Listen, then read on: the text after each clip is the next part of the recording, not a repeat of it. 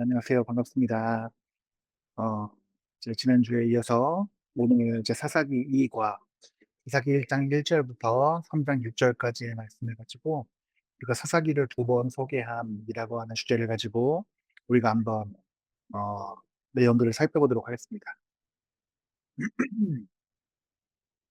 먼저 본문의 위치입니다. 사사기의 첫 장들은 여호수아가 죽고 난 후에 이스라엘 백성들의 민부적 그리고 신학적 상태가 어떠했는지를 설명하면서 서사가 세워지는 3장 7절에서 16장 31절을 위한 배경을 마련해 주고 있습니다. 1장에서 우리는 약속의 땅에 살고 있던 가나안 족속을 쫓아내지 못한 이스라엘의 실패를 보게 됩니다. 그리고 2장 1절부터 3장 6절 사이에서는 이들이 실패한 이유와 이 실패의 결과가 무엇인지를 살펴보게 되죠. 큰 그림을 살펴보게 되면은 모세와 여호수아가 죽고 나서 여호와는 자신의 백성의 죄와 우상 숭배를 인해 초래된 이방 민족의 압제에서 그들을 구해낼 사사들을 세우십니다. 이 사사들은 이스라엘 백성을 이끌고 언약에 대한 순종을 촉구하며 그 땅에 정복되지 않고 평온히 유지될 수 있도록 지켜낸다는 데 있습니다. 자, 우리가 이제 이러한 본문의 위치와 큰 그림을 가지고 이제 문제를 한번 살펴보면서 본문을 자세히 한번 들어보도록 하겠습니다.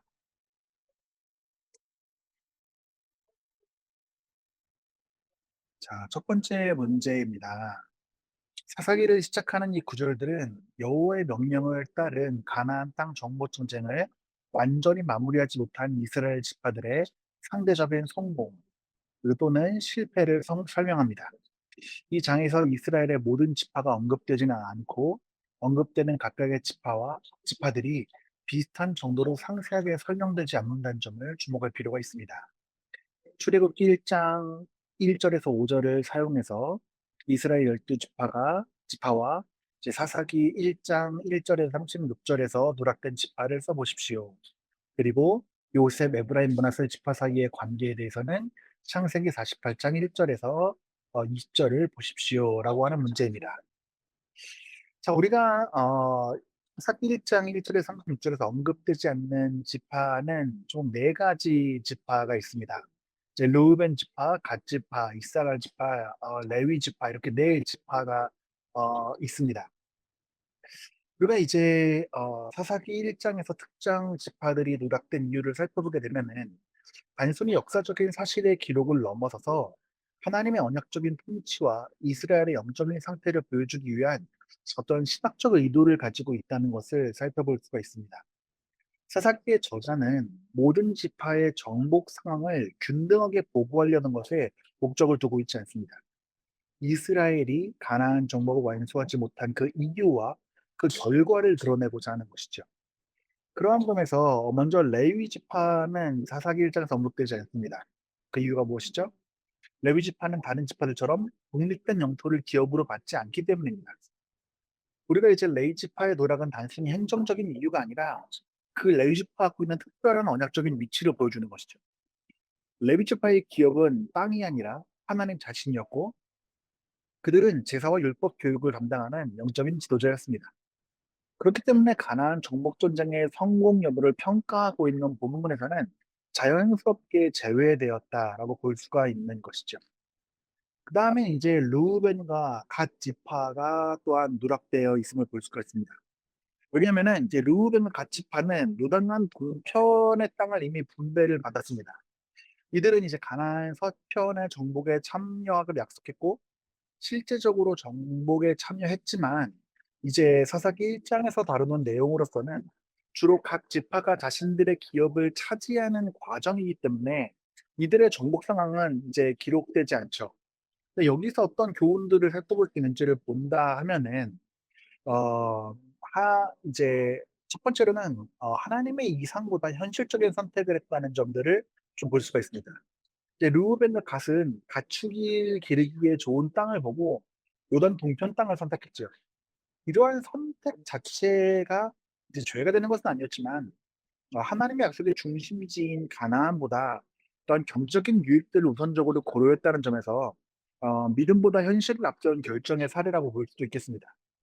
또한 요단강 동편은 이제 언약 공동체의 중심으로부터 상대적으로 멀어져 있게 되죠. 그래서 이제 후대의 루우벤과 갓은 이스라엘 역사에서 점차 영향력이 약해지게 되고, 이제 역대상 5 장에 가서 보게 되면은 외적인 침략에도 먼저 노출이 되게 됩니다.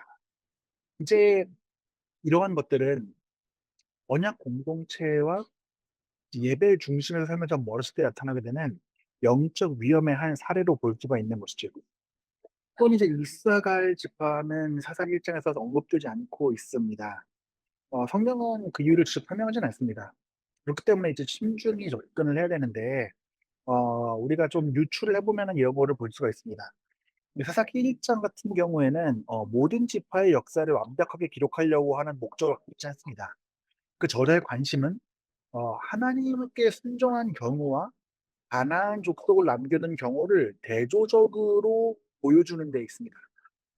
그러한 점에서 아마도 이사갈 지파는 저자의 신학적인 목적에 특별히 기여하지 않았기 때문에 생략되었을 가능성이 있다고 볼 수가 있는 것이죠.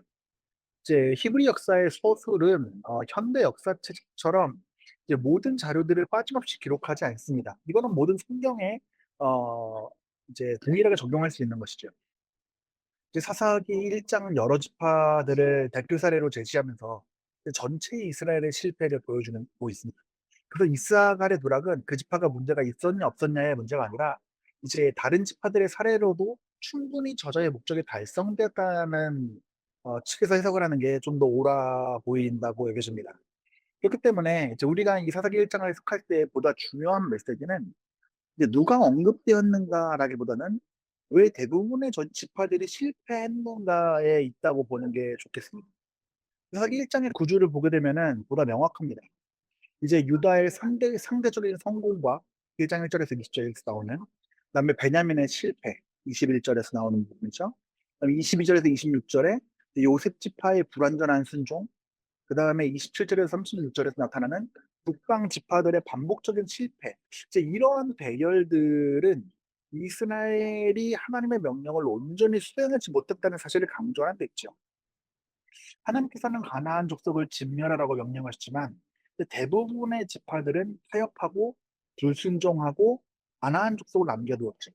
그렇기 때문에 이제 사사기 전체에서 우상 숭배와 영적인 타락이 계속해서 이제 반복되는 모습을 보여주는 것입니다. 이제 우리는 이것을 통해서 인간의 전적인 부패와 언약 백성의 지속적인 죄성을 보게 되는 것이죠. 그리고 이제 이러한 이스라엘의 실패는 궁극적으로 완전한 순종을 이루실 참 언약의 대표자이신 예수 그리스도를 필요로 한다는 사실을 보여주는 것입니다. 그렇기 때문에 사사기 1 장에서 르우벤, 갓, 이사갈, 레위가 누락된 이유는 각각의 역사적인 이유와 지리적인 이유가 있지만, 이제 본문의 중심 메시지는 특정 지파의 부재라기보다는 이스라엘 전체가 하나님의 명령을 부분적으로 순종함으로써 이제 언약적인 실패를 드러냈다라는 사실에 조금 더 집중해야 된다라고 볼 수가 있겠습니다. 자, 두 번째 문제를 보겠습니다. 사사기 1 장에서 어떤 지파가 가장 길게 설명되고 두드러집니까? 그리고 사사기 끝부분에서 왕권에 대한 주체가 두드러지는 점으로 보아서 이 지파를 강조하는 것이 왜 중요합니까? 자, 사사기 1 장에서 가장 길게 설명되고 두드러지는 지파는 유다 지파죠. 사사기 1 장은 다음과 같이 시작됩니다. 여호와께서 이르시되 유다가 올라갈지라 보라 내가 이 땅을 그의 손에 넘겨 주었노라. 라고 1장 2 절에서 나타나게 됩니다. 이제 이후에 유다 지파는 이제 3 절에서 시므온 지파와 연합해서 전쟁을 수행하고 4 절에서 7 절까지 가나안 족속과 브리스 족속을 격파하고, 그다음 8 절에서 예루살렘을 공격하고 9 절에서 15 절까지 헤브론과 드비를 정복하고 20 절에서 이제 갈렙의 승리를 기록합니다. 그러면서 약 19 절에 걸쳐서 집중적으로 서술되게 되죠. 이제 반면에 다른 지파들은 대부분 한두 절 또는 이제 몇 절에 걸쳐서 간략하게 언급됩니다. 이것은 저자가 의도적으로 유다 지파를 전면에 배치하고 있다는 것을 보여주게 되는 것이죠. 근데 우리가 개혁주의적인 관점에서 이 유다 지파의 강조를 살펴보게 되면은 단순한 군사적인 성공 때문에가 아니라 이제 그 메시아적인, 그다음에 언약 신학적인 의미를 지닌다고 하는 것이죠. 우리가 창세기 49장 10 절을 보게 되면은 "주가 유다를 떠나지 아니하며 통치자의 지팡이가 그 발 사이에 떠나지 아니하기를 실로가 오시기까지 이르리냐 하면서 야곱은 죽기 전에 유다를 축복하게 되죠. 그리고 이러한 예언은 훗날에 이제 다윗 왕조와 메시아의 도래를 예고하는 말씀으로 이해가 되는 것입니다. 그렇기 때문에 유다는 단순히 12지파 중에 한 지파로서가 아니라 이제 하나님의 왕권이 나타날 지파로 소개되는 것이죠. 그리고 사사기 저자는 이러한 사실을 염두에 두고 유다를 가장 먼저 소개하게 됩니다. 그리고 또한 사사기 이제 후반에는 반복되는 유명한 구절이 나오게 됩니다. 이제 우리가 지난 시간에도 살펴봤던 구절이었는데요. 그때의 이스라엘의 왕이 없으므로 사람이 각기 소견에 오른 대로 행하였더라. 이제 이러한 구절이 17장 6절, 21장 25절, 그리고 비슷한 구절은 또한 18장 1절, 19장 1절 이렇게 반복되게 되죠. 이 구절은 사사기의 핵심 신학적 메시지 가운데 하나입니다. 이제 사사기는 단순히 사사들의 어떤 위인전, 역사 이야기가 아닙니다. 오히려 저자는 독자들에게 이런 질문을 던지는 거죠. 왜 이스라엘이 이렇게 타락했습니까? 그 대답은 왕이 없었기 때문이다라고 하는 것이죠. 여기서 저자가 말하고자 하는 왕은 단순한 정적인 지도자가 아닙니다. 하나님의 언약 백성을 다스릴 하나님이 세우신 왕인 것이죠. 궁극적으로는 하나님 본인이시고 그다음에 이제 소극적으로는 하나님의 말씀 아래서 하나님의 언약을 따라서 그 백성들을 다스릴 왕인 것이죠. 그리고 그 왕은 유다 지파에서 나올 예정이었습니다. 그렇기 때문에 사사기 1장에서 이제 유다를 맨 앞에 배치한 것은 이제 후반부의 왕권 주제를 미리 암시하는 역할을 하기도 하죠. 그 사사기 1장을 자세히 읽어보게 되면은 유다는 상대적으로 성공한 모습을 보입니다. 그리고 반면에 나머지 지파들은 점점 실패하게 되죠.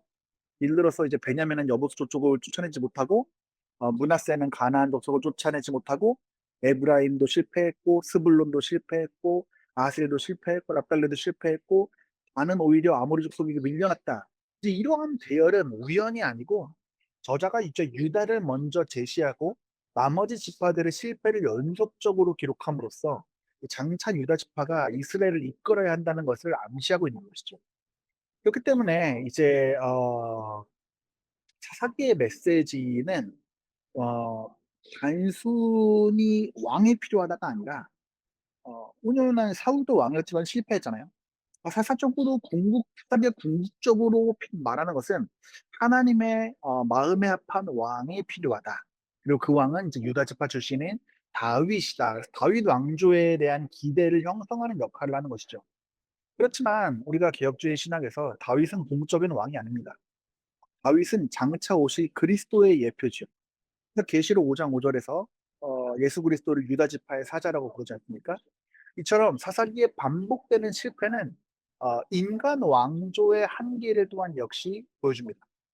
그러나 유다 지파의 등장은 장차 완전한 지도자이시자 완전한 왕이신 그리스도를 바라보게 하는 것이죠. 이스라엘은 사사 시대에 지도자가 부족했고 순종이 부족했고 왕이 없었습니다. 그러나 하나님께서는 이미 창세기 49장에서 유다를 통해서 왕을 보내실 것을 약속해 주셨습니다.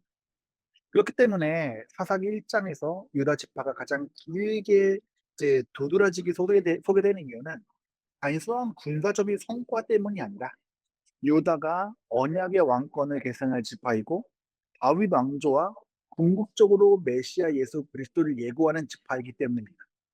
사사기 후반에서 반복되는 그때 이스라엘의 왕이 없었다는 선언은 독자들로 하여금 자연스럽게 유다 지파에서 나올 참된 왕을 기대하게 만드는 이 문학적이고 신학적인 장치다고 이해할 수가 있겠습니다.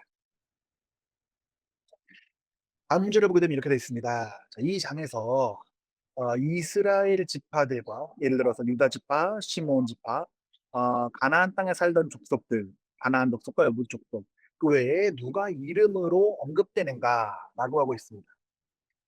자, 사사기 1장을 자세히 읽어보게 되면은 이스라엘 지파들과 가나안 족속들 외에도 몇몇 개인들의 이름이 언급됩니다.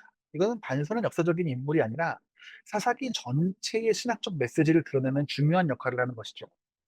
그 사사기 1장에서 언급되는 인물들 중에 첫 번째는 1장 5절에서 7절 사이에 나오는 아도니베셀이라고 하는 가나안 족속의 왕입니다.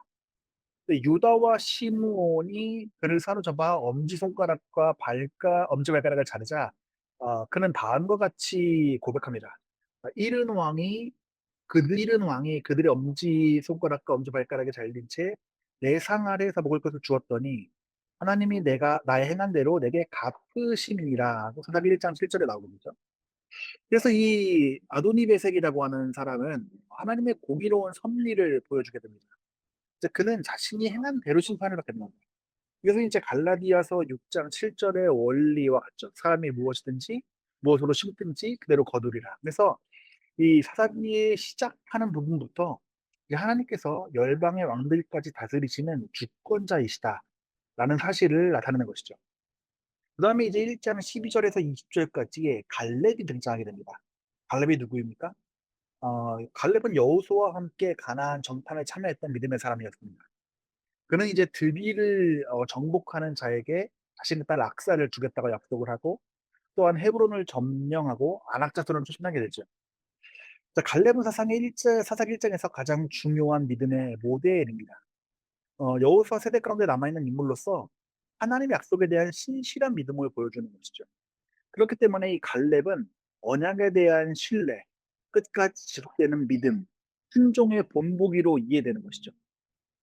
이 사사기 전체가 점점 타락해가는 이야기라는 점을 생각해 보았을 때 이제 갈렙은 과거 시대의 충성된 세대를 대표하는 인물로 보인다고 볼 수가 있는 것이죠. 그다음에 이제 온니엘입니다. 온니엘이 누구입니까? 갈렙의 조카입니다. 그 드비를 정복하여 악사와 결혼하게 되고 이제 후에 사사기 3장에서 첫 번째 사사가 되죠. 그래서 온니엘은 하나님이 세우시는 이제 구원자의 모형이 되는 것입니다. 그래서 적을 물리치고 기업을 얻고 훗날 이스라엘을 구원하면서 사사기에서 가장 이상적인 사사로 평가가 되는 것이죠. 그래서 이제 사사기 추방도의 온니엘을 소개함으로써 이후의 사사 시대의 시작을 준비하는 역할을 하게 되는 것입니다. 또한 이제 갈렙의 딸 악사가 나오게 되죠. 악사는 아버지께 담대히 요청해서 윌셈과 RSM을 얻게 됩니다. 이제 악사는 단순한 조연으로 보일 수도 있겠지만 엄밀히 얘기하면은 단순한 조연이 아니라 하나님이 주신 기업의 가치를 아는 신앙인의 모습을 보여주는 것이죠. 땅에 땅을 받은 것에 만족하지 않고 그 땅을 풍요롭게 할 샘물을 구함으로써 믿음으로 하나님의 복을 구하는 모습을 드러내는 사람이 이제 악사라고 볼 수가 있겠습니다. 이건 이제 개인은 아니지만 특별히 이름이 언급되는 사람들은 이제 모세의 장인 계열인 이제 겐 사람들. 이들은 원래 이스라엘 민족이 아니었지만 이스라엘과 함께 거주하게 되죠. 1장 16절에.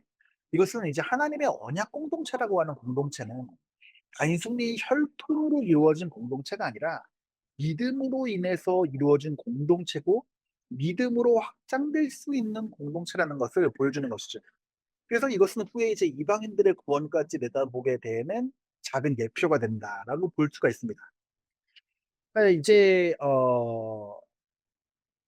흥미롭게도 이제 사사기 1장에서 이름이 언급되는 인물들은 긍정적인 인물과 부정적인 인물 두 부류로 명확히 갈리게 됩니다. 첫 번째로 긍정적인 인물은 갈렙과 온니엘과 악사입니다. 이들은 모두 믿음과 순종을 보여주죠. 그다음에 이제 아도니베색 그리고 가나안 족속, 하나님을 대적하는 자들 이들은 결국에 하나님의 심판을 보여주는 것이죠. 그래서 이제 사사기 1장은 처음부터 두 가지 길을 제시하는 겁니다. 순종의 길과 불순종의 길. 그래서 하나님은 공의로 심판하신다는 것을 아도니베색을 통해 보여주시고 하나님은 믿음으로 순종하는 자를 사용하신다는 사실을 갈렙을 통해 보여주시고 하나님은 구원자를 세우신다는 사실을 온니엘을 통해 보여주시고 하나님의 복음 믿음으로 구하는 자에게 주어진다는 사실을 악사를 통해서 보여주신다는 것이죠. 하지만 이런 모범적인 인물들이 이제 사라지고 사사기 후반으로 갈수록 이스라엘은 점점 더 타락하게 됩니다. 따라서 이러한 인물들은 단순히 이제 역사적인 인물이라기보다도 이제 이스라엘이 잃어버리게 될 믿음의 모습을 보여주는 기준점이다라고 이제 살펴볼 수가 있겠습니다.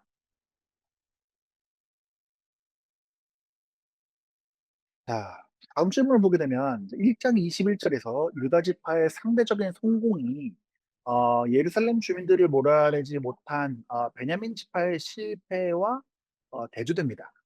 19장에서 베냐민 지파는 어떻게 더 상세히 묘사됩니까? 그리고 이러한 부정적인 묘사가 사사기 왕권 주제와 어떻게 관련이 있습니까? 사무엘상 9장 1 절에서 2 절을 보십시오라고 되어 있습니다. 자, 이 질문은 이 사사기의 문학적인 구조와 왕권 주제를 이해하는 데 매우 중요합니다. 사사기 1장 21 절은 베냐민 지파에 대해서 다음과 같이 평가합니다. 베냐민 자손은 예루살렘에 거주하는 여부수 족속을 쫓아내지 못하였으므로 여부수 족속이 오늘까지 베냐민 자손과 함께 예루살렘에 거주하니라.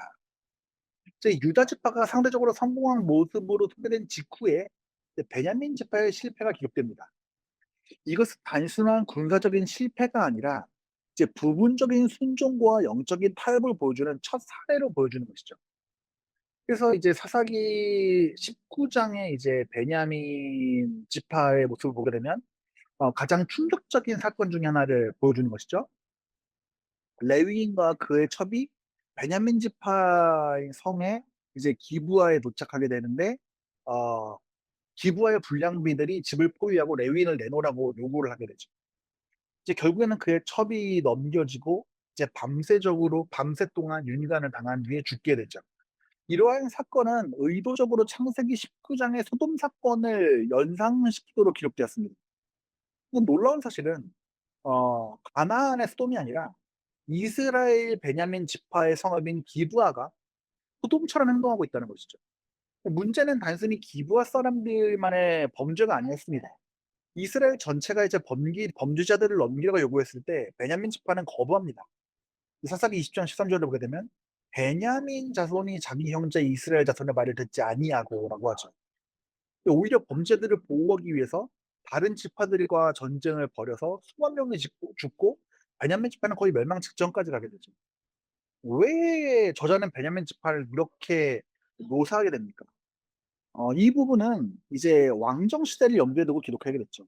이제 특히 베냐민 지파의 중심 성읍인 이 기브아는 훗날 매우 중요한 장소가 됩니다.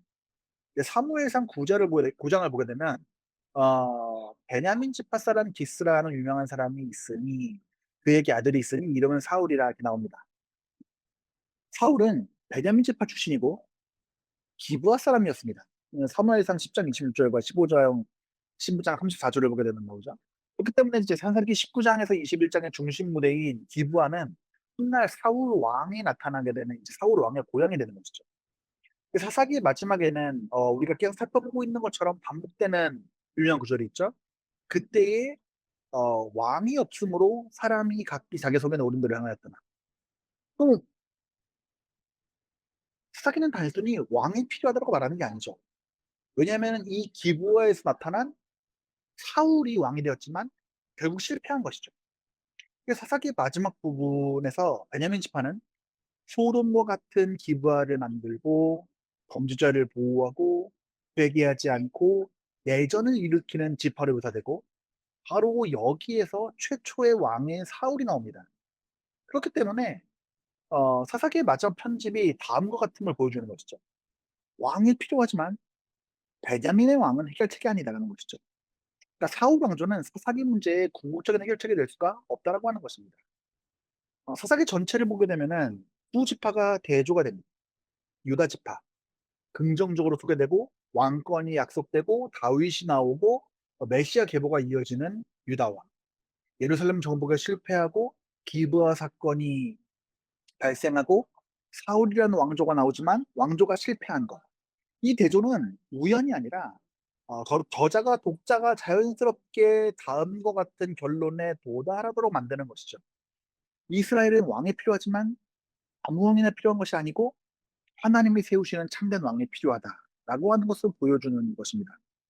그래서 사사기 1장 21절에서 이제 베냐민 지파는 여부수 족속을 쫓아내지 못한 지파로 처음 등장하게 되고 사사기 19장에서 21장에서는 기브아 사건을 통해 영적으로 극심하게 타락했다고 묘사가 되고 이러한 부정적인 묘사는 훗날 베냐민 지파 출신인 사울 왕의 실패를 예고하게 되는 것이죠. 그리고 이제 대조적으로 가장 두드러지게 소개된 유다 지파는 다윗 왕조의 기원이 되면서 따라서 사사기는 왕이 없음의 문제를 제기하면서도 궁극적으로 어떤 왕이 필요한가를 보여주면서 그 결론적으로 다윗의 후손인 예수 그리스도가 필요하다는 것으로 성경의 일맥을 쭉 이어주는 매우 중요한 단서를 제공해 주는 것입니다.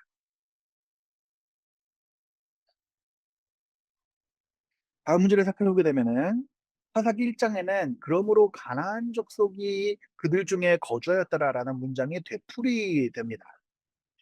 이제 21 절, 29 절, 30 절, 32 절, 33 절을 보게 되면 이렇게 나와 있죠. 근데 사사기에 대해서 우리가 이미 알고 있는 내용과 신명기 7장 1 절에서 4 절의 가르침을 고려해 볼 때 이스라엘이 가나안 족속을 쫓아내지 않고 같이 거주하도록 남겨두는 것이 어떠한 위험이 따릅니까? 자, 이 질문은 사사기 전체의 신학적인 메시지를 이해하는 핵심적인 질문이라고 볼 수가 있습니다. 사사기 1 장에는 다음과 같은 표현이 반복되죠. 베냐민 지파, 여부수 족속이 그들 가운데 거주함. 에브라임 지파, 가나안 족속이 게셀에 거주함. 스불론 지파, 가나안 족속이 그들 가운데 거주함. 아셀 지파, 오히려 아셀이 가나안 족속 가운데 거주함. 납달리 지파, 가나안 족속이 그들 가운데 거주함. 이러한 반복은 다행히 순위 역사적인 보고가 아닙니다. 저자는 의도적으로 쫓아내지 못했다는 표현을 반복하면서 이스라엘의 불완전한 순종을 강조하고 있는 것이죠. 하나님께서는 신명기 7장 1절에서 4절에서 분명히 말씀하셨습니다. 너는 그들을 진멸할 것이라. 그들과 언약하지 말 것이요 그들과 혼인하지도 말라. 그가 내 아들을 유혹하여 그로 여호와를 떠나 다른 신들을 섬기게 함으로라고 되어 있습니다. 그러니까 하나님이 가나안 족속을 제거하라고 명령하신 이유는 어떤 민족적인 징후 때문에 그런 것이 아니라 종교적이고 영적인 위험 때문이었다는 것이죠. 그래서 가나안 족속을 만드는 가장 큰 위험은 어떤 군사적인 위험이 아니라 영적인 위험이었습니다. 바알 숭배, 아세라 숭배, 풍요제의, 신전에서의 매춘, 심지어 어린아이를 이신제사 이런 것으로 대표되고 있는 이 가나안 종교가 어 결국에는 하나님께서는 이스라엘이 만약에 가나안 족속과 함께 이제 같이 머물게 됐을 때에는 그들의 문화를 받아들이게 될 걸 아셨습니다. 근데 문제는 이스라엘이 가나안 족속을 변화시키는 것이 아니라 가나안 족속이 이스라엘을 변화시킨다는 점에 있습니다. 신명기 7 장의 경고는 사사기에서 그대로 이루어집니다. 사사기 2 장에서 하나님은 말씀하시죠. "너희가 내 목소리를 듣지 아니하였다 그들이 너희의 옆구리에 가시가 될 것이며 그들의 신이 너희에게 올무가 되리라."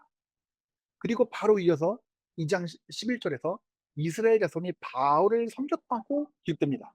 그러니까 사사기 1 장의 실패와 2 장의 책망과 그 이후에 우상 숭배라고 하는 이 연결 구조가 형성이 되는 것이죠. 그래서 이제 사사기 1 장은 단순한 군사적인 실패가 아니라 언약의 불순종으로 보는 것이죠. 그래서 이제 이스라엘은 가나안 족속을 완전히 제거하지 않고 타협했습니다. 노동력으로 이용하고 조공을 받고 함께 거주하게 했죠. 인간적으로 봤을 때는 합리적인 성격처럼 보일 수가 있습니다. 그러나 이것은 하나님께서 금하신 것이에요. 여기에서 이제 우리는 매우 중요한 원리를 발견하게 되는데요. 부분적인 순종은 사실상 불순종을 하는 것입니다. 이스라엘은 하나님 명령을 전부 어긴 것은 아니었어요. 일부를 지켰지만 전부 지키지 않은 것이죠. 그래서 그 결과 그들이 남겨둔 가나안 족속이 이후에 영적인 파멸의 원인이 되는 것이죠. 그래서 존 오웬 목사님 같은 경우에는 죄를 죽이지 않으면 죄가 우리를 죽인다고 이야기했습니다. 이스라엘은 가나안 족속을 완전히 제거하지 않았지만 그 결과 가나안 족속의 어떠한 종교와 문화가 이스라엘을 지배하게 된 것이죠. 마찬가지로 신자가 죄와 타협하면 처음에는 그것을 통제하는 것처럼 보이게 되지만 결국에는 그 죄가 삶을 지배하게 되는 것이죠. 사사기 역사는 바로 이러한 영적인 원리를 보여주는 것입니다. 그래서 정리해 보면 이제 가나안 족속을 남겨두는 것은 군사적인 위협이 아니라 영적인 오염과 우상 숭배에 대한 문제였고 이스라엘은 결국에 여호와를 떠나 바알과 아세라를 섬기게 되었고 사사기 전체는 그 이제 타협의 결과를 보여주게 된 것이죠. 따라서 사사기 1 장에서 반복되는 "그들이 그들 가운데 거주하였다."라는 것은 단순한 기록이 아니라 이스라엘의 영적인 타락과 언약 파기의 씨앗이 이미 뿌려졌다라고 하는 신학적인 경고를 보여주는 것입니다. 2장 1 절에서 5 절에서 여호와의 사자는 이스라엘이 시내 산 이제 모세 언약을 신실하지 못했음을 비난합니다. 이스라엘 백성은 언약을 깨뜨리기 위해서 무엇을 했습니까? 그리고 그들은 어, 불순종에 대해서 어떤 형벌을 받았습니까? 자, 먼저 이스라엘 백성들이 어떻게 언약을 깨뜨렸습니까? 여호와의 사자는 먼저 하나님께서 언약을 신실하셨음을 상기시킵니다. 사사기 2장 1절에 보게 되면 내가 너희를 애굽에서 올라오게 하여 너희 조상에게 맹세한 땅으로 들어가게 하였으며 또 내가 이르기를 내가 너희와 함께하는 언약을 영원히 어기지 아니하리니 라고 하면서 하나님께서 언약을 신실하셨다는 점을 상기시키죠. 그렇기 때문에 문제가 하나님이 아니라 이스라엘에게 있었다는 사실을 보여주는 것입니다.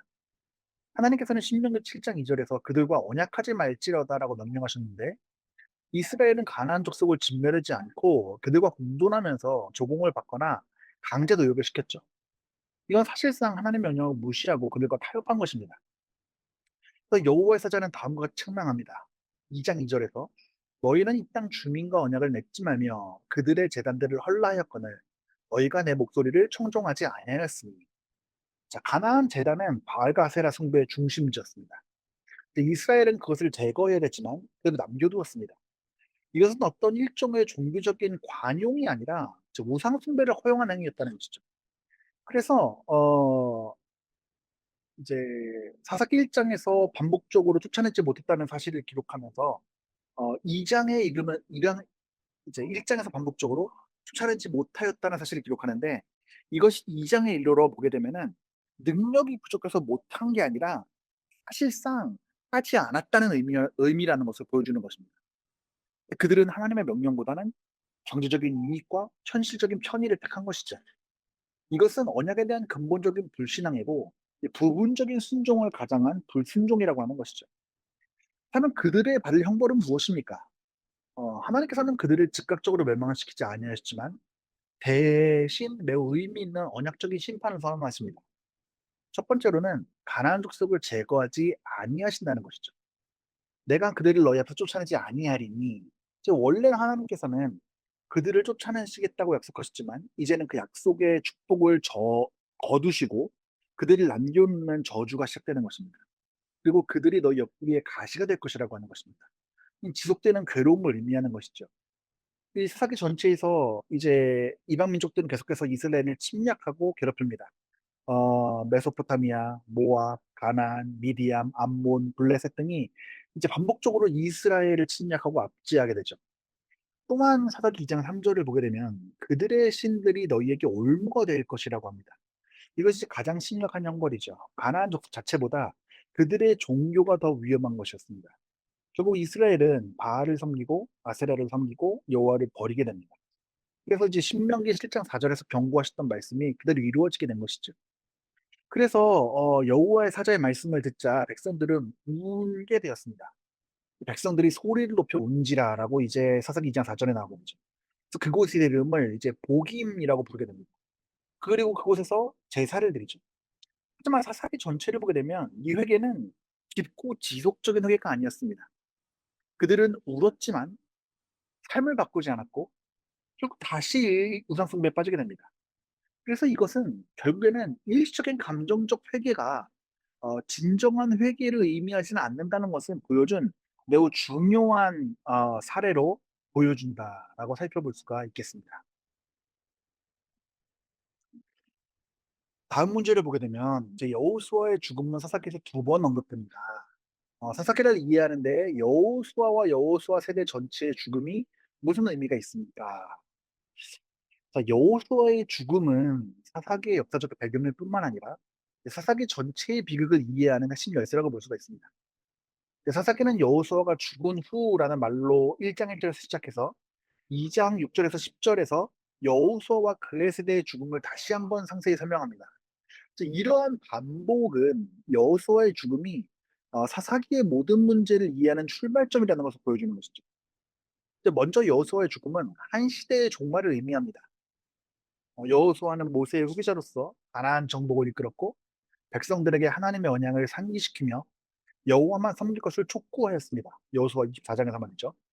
그래서 여호수아가 살아있는 동안에는 이스라엘은 비교적 하나님께 신실하였습니다.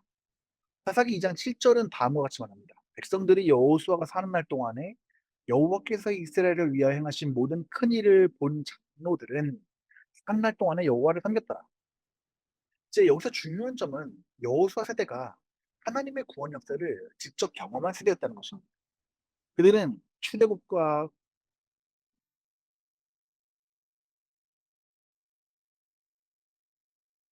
그럽니다.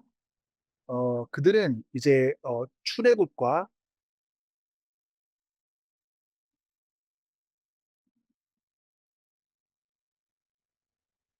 광야 생활, 그다음에 가나안 정복의 역사를 직접 보았거나 가까이에서 전해 들은 사람들이었습니다.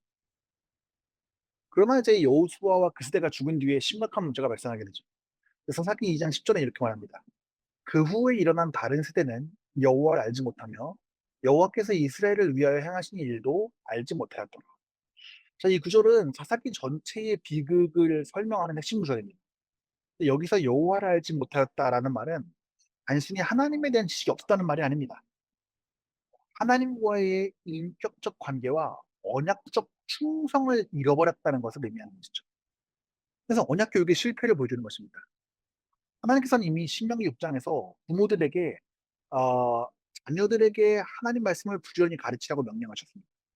그러나 여호수아 이후의 때는 하나님의 구원의 역사와 언약의 의미를 충분히 전수받지 못했죠.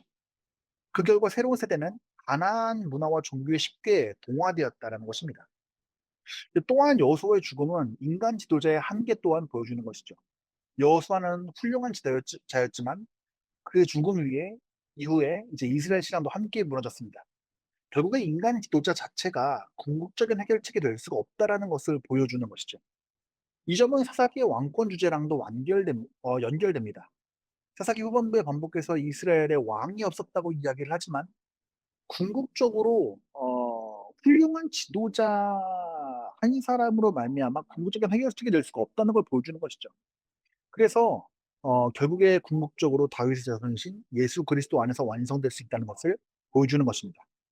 따라서 이제 여호수아와 여호수아 시대의 죽음은 단순한 세대 교체를 의미하는 것이 아니라 하나님의 구원 역사를 경험한 시대가 사라지고 하나님을 알지 못하는 새로운 시대가 등장함으로써 이제 사사기의 반복적인 배교와 타락이 시작되는 전환점을 보여준다라는 것을 살펴볼 수가 있습니다. 자, 다음 문제입니다. 대부분 사사 이야기는 이스라엘 자손이 여호와의 목전에 악을 행하여라는 표현으로 시작합니다. 2장 11절에서 13절에 따르면 악은 무엇이고 여호와는 이런 악에 대해서 어떻게 반응하십니까? 자, 사사기 2장 11절에서 13절은 사사기 전체의 영적 문제를 해결하는 핵심 본문입니다. 이후에 등장하는 대부분의 사사 이야기들은 이제 이스라엘 자손이 여호와의 목전에 악을 행하여라는 표현으로 시작되는데 사사기 2장 11절에서 13절은 이 악이 구체적으로 무엇인지를 설명하죠. 이것은 단순한 도덕적인 범죄나 사회적인 부패가 아닙니다. 근본적으로 악은 이제 우상 숭배와 언약의 배반입니다. 사사기 2장 11절에서 13절 한번 읽어보겠습니다. 이스라엘 자손이 여호와의 목전에 악을 행하여 바알들을 섬기며 애굽 땅에서 그들을 인도해내신 그들의 조상들의 하나님 여호와를 버리고 다른 신들 곧 그들의 주위에 있는 백성들의 신들을 따라 그들에게 절하며 여호와를 진노하시게 하였을 때 곧 그들이 여호와를 버리고 바알과 아스타롯을 섬겼으므로. 여기서 살펴보게 되면 악은 세 가지 특징으로 나타나게 되시죠. 됩니다. 첫 번째는 여호와를 버린 것입니다. 단순히 새로운 종교를 추구한 것이 아니라 구원하신 하나님을 버린 것이에요. 언약의 하나님보다 가나안 신들을 선택한 거죠. 두 번째는 다른 신들을 따른 것입니다. 그들은 주변 민족들의 종교를 받아들였습니다. 그래서 가나안 문화는 바알과 아스타롯을 중심으로 이루어져 있었고 풍요와 다산을 약속하는 종교적 관습들이 포함되어 있었습니다. 이것은 이스라엘 백성들의 보기에는 이제 하나님 말씀보다 눈에 보이는 번영과 현실적인 유익을 추구했다는 데 있는 것이죠. 셋째로는 바알과 아스타롯을 섬겼다는 것입니다. 어, 바알은 가나안의 폭풍과 풍요의 신이었고 아스타롯은 다산과 사랑의 신이었습니다. 하나님과 경쟁하는 거짓 신들로 꾸며진 신들이었으며 이것은 십계명의 첫째와 둘째 계명을 정면으로 위반하는 행위였습니다. 그렇기 때문에 여호와께서는 2장 14절에서 그 답을 즉시 제시하십니다. 여호와께서 이스라엘에게 진노하사 노력하는 자의 손에 넘겨주사 그들이 노력을 당하게 하시며 또 모든 주위의 대적의 손에 팔아 넘기심에 하나님의 첫 번째 반응은 진노셨습니다. 이 진노는 변덕스러운 감정이 아니라 언약을 깨뜨린 백성에 대한 거룩하고 의로운 반응이셨다는 것이죠. 두 번째 반응은 징계였습니다. 이방 민족들을 사용하셔서 이스라엘을 압제하게 하신 것이죠. 그래서 신명기 28장에서 경고하신 이제 언약의 저주의 실행이 나타난 것입니다. 하지만 하나님께서는 이스라엘 백성을 버리신 것이 아니라 징계를 통한 회개로 이끄신 것이죠. 세 번째 반응은 긍휼과 구원입니다. 이 사사기 전체를 보면 이스라엘이 고통 가운데 부르짖을 때 하나님은 사사를 세워서 그들을 구원하십니다. 따라서 하나님의 진노는 파괴를 위한 것이 아니라 그 언약 백성들을 돌이키기 위한 징계의 성격을 지니고 있다라고 살펴볼 수가 있는 것입니다. 2장 16절에서 23절에서 본문은 여호와가 다른 사사들을 세우시는 이유와 사사들이 이스라엘을 위해 하는 일을 설명합니다. 근데 본문은 이 사사들에 대해서 무엇을 말해줍니까? 왜 여호와가 사사들을 세우셨습니까? 그들은 이스라엘을 위해서 무엇을 합니까? 자, 사사기 2장 16절에서 23절은 사사들의 역할을 설명하는 핵심 본문이죠. 이런 사사기 2장 16절은 이렇게 되어 있습니다. 여호와께서 사사들을 세우사 노력하는 자들의 손에서 그들을 구원하게 하셨으니. 자, 여기서 중요한 점은 사사들이 스스로 등장한 영웅이나 정치적인 지도자가 아니라는 것입니다. 그들은 하나님께서 특별한 목적을 위해서 일으키신 구원자들이었어요. 그렇기 때문에 사사들의 권위는 어, 이 인간에게서 나온 것이 아니라 하나님께로부터 나왔다는 사실을 살펴볼 수가 있는 것이죠. 이제 사사라고 하는 단어인 이 쇼페트는 단순한 재판관을 의미하는 것이 아닙니다. 사사기의 사사들은 재판관, 의사 지도자, 통치자, 구원자의 역할을 함께 수행하게 됩니다. 그들은 이제 백성을 압제하는 적으로부터 구원하고 하나님의 뜻에 따라 공동체를 이끄는 지도자였습니다. 하나님께서는 왜 그들을 세우셨을까요? 이유는 그들을 불쌍히 여기셨기 때문이었습니다. 사사기 2장 18절은 이렇게 말합니다. 이는 그들이 압박하는 자와 괴롭게 하는 자 때문에 슬피 부르짖음으로 여호와께서 뜻을 돌이키사 그들을 불쌍하게 여기셨음이거늘. 이스라엘은 반복해서 우상을 섬겼으나 그들이 겪는 압제는 하나님의 의로운 징계였습니다. 그렇지만 그럼에도 불구하고 어, 하나님은 그들의 고통과 신음을 들으시고 긍휼을 베풀어 주신 것이죠. 자, 그렇다면은 사사들은 이스라엘을 위해서 무엇을 했습니까? 첫 번째로 그들은 이스라엘이 대적의 손에서 이스라엘을 구원했습니다. 어, 그리고 둘째로는 그들은 하나님과 백성 사이의 중재적인 지도자 역할을 하였습니다. 셋째로 그들은 이제 이스라엘을 영적 회복 상태로 이끌었습니다. 그렇지만 그들의 영향력은 제한적이었습니다. 사사기 2장 19절은 그 사사가 죽은 후에는 그들이 돌이켜 더욱 타락하여라고 이야기하고 있습니다. 이것은 그렇기 때문에 또한 사사의 생애 동안의 회복이 이루어지지만 사사 제도의 한계를 역시 보여주는 것이죠. 반복적으로 하나님께서 사사들을 세우시지만 이것이 이스라엘의 근본적인 죄 문제의 해결이 되지 않는다는 것입니다. 그렇기 때문에 궁극적으로 사사들은 예수 그리스도를 소망하는 예표라고 볼 수가 있는 것이죠. 일시적으로 그들이 이스라엘을 원수의 손에서 구원하였다면 그리스도는 죄와 사탄과 죽음의 권세에서 자기 백성을 영원히 구원하신다는 것이죠.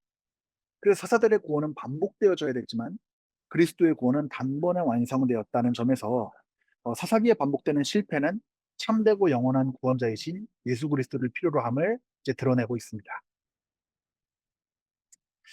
자,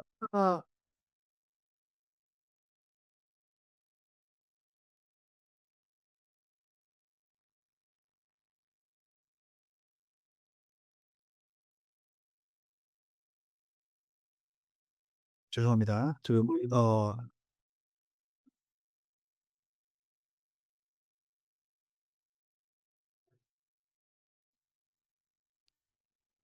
네, 죄송합니다. 제 스피커에 문제가 좀 생겨서요. 예. 자, 사사가 죽으면 이스라엘 백성들은 어떻게 반응을 하였습니까? 그리고 그들은 무엇을 하였습니까? 자, 사사기 2장 19 절은 사사시대의 반복적인 낙선을 가장 크게 보여주는 구절입니다. 그래서 우리가 이제 그 하강형, 나선형 반복이라고 우리가 지난 시간에 살펴봤잖아요. 그죠? 그래서 이제 본문은 다음과 같이 말합니다. 그 사사가 죽은 후에는 그들이 돌이켜 그들의 조상보다 더욱 타락하여 다른 신들을 따라 섬기며 그들에게 절하고 그들의 행위와 패역한 길을 그치지 아니하였더라. 그렇기 때문에 사사가 죽은 후에 이스라엘은 세 가지 방식으로 반응합니다. 첫 번째로는 하나님께로부터 돌이킵니다. 하지만 시간의 지남에 따라 우상 숭배로 돌아갑니다. 그리고 세 번째로 더욱 심하게 타락한다는 것입니다. 또한 본문은 그들이 그들의 행위와 패역한 길을 그치지 아니하였다라고 이야기를 합니다. 이제 결국에는 사사기 2장 19 절은 사사가 죽으면 이스라엘이 다시 하나님을 떠나 우상 숭배에 빠지고 또한 이전 시대보다 더욱 심하게 타락하면서 계속 패역한 길을 걷는다라고 가르칩니다. 그래서 이것은 사사기 전체에 반복되는 배교, 징계, 부르짖음, 구원, 그다음 다시 재배교의 순환 구조를 이제 요약하고 있는 핵심 구절이다라고 말할 수가 있는 것이죠. 그래서 이것은 개혁주의의 핵심 교리인 인간의 전적 부패가 무엇인지를 역사적으로 증명한다라고 볼 수가 있겠습니다. 자, 우리 마지막 문제입니다. 3장 1 절에서 6 절에 따르면 "왜 여호와께서 이방 민족들을 이스라엘 땅에 남겨 두십니까?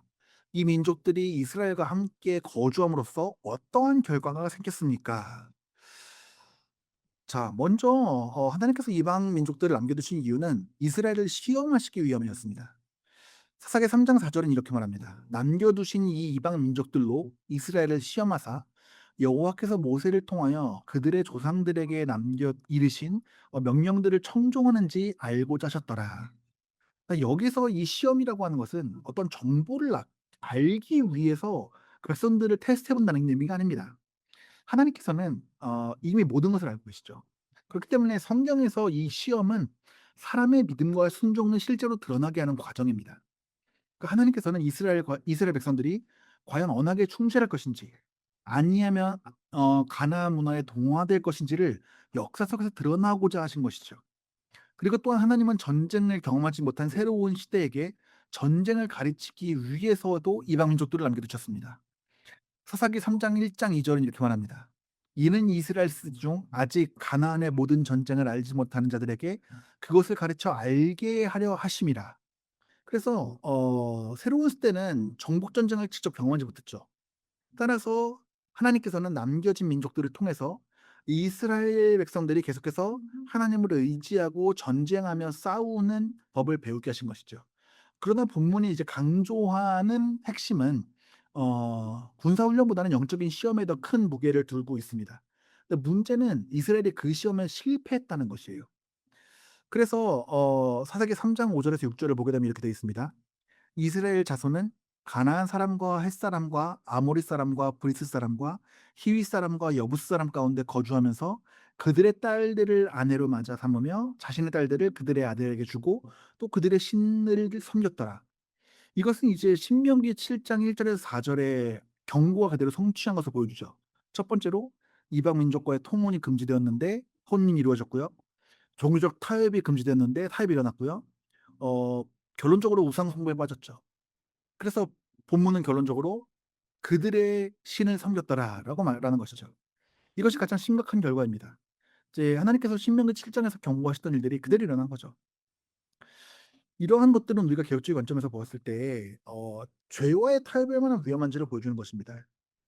이스라엘은 처음에는 단순히 가나안 족속을 남겨 두었고 그들과 함께 살았으며 이후에는 혼인 관계를 맺게 되었고 결국에는 그들의 신들을 섬기게 되었죠. 그러니까 불순종은 한 번에 끝나고 완성되는 것이 아니라 점진적으로 확대된다는 것이에요. 또한 이 본문은 이제 하나님의 주권과 인간의 책임을 함께 보여주는 것입니다.